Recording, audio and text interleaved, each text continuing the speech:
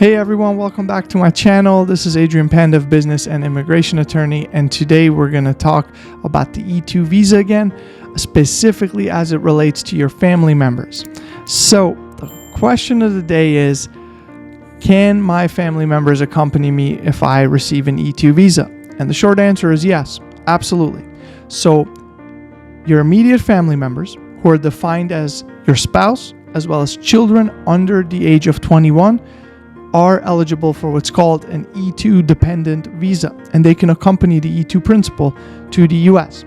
Now, just to clarify this, right, the rules are very strict and very black and white, right? So children over 22, even if they live with you, even, if you care for them, over 21, so basically children 22 and older, just to be clear, will not qualify. It doesn't matter that they reside with you. It doesn't matter they still depend on you.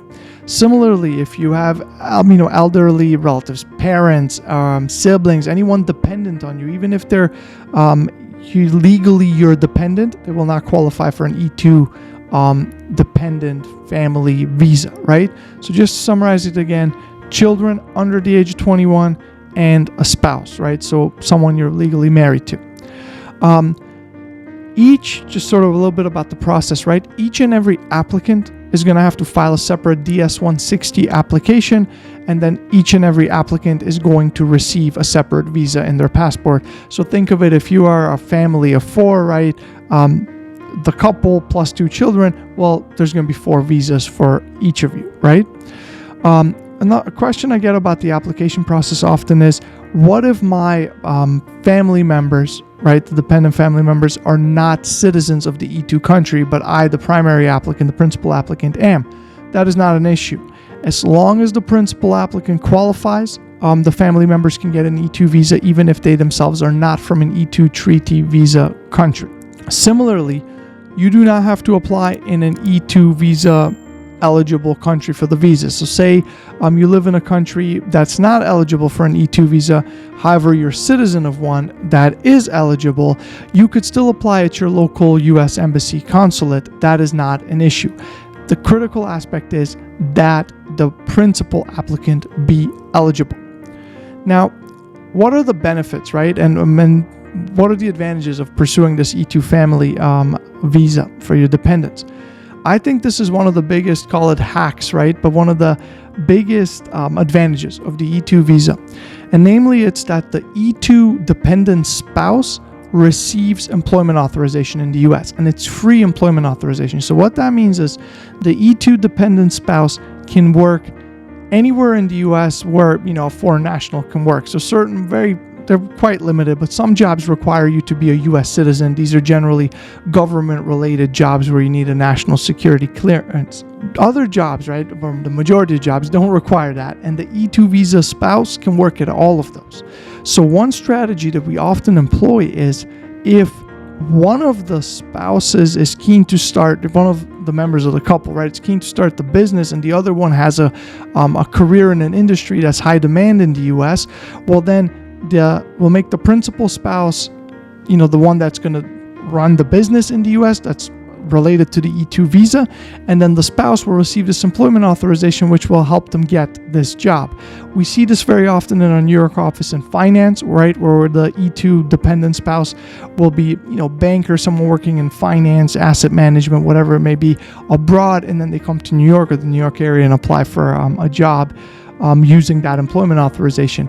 Similarly, we see it a lot with tech workers, basically computer engineers and similar, where there's a big job market in the US, and the dependent spouse will rely on that E2 employment authorization to obtain a job in their field.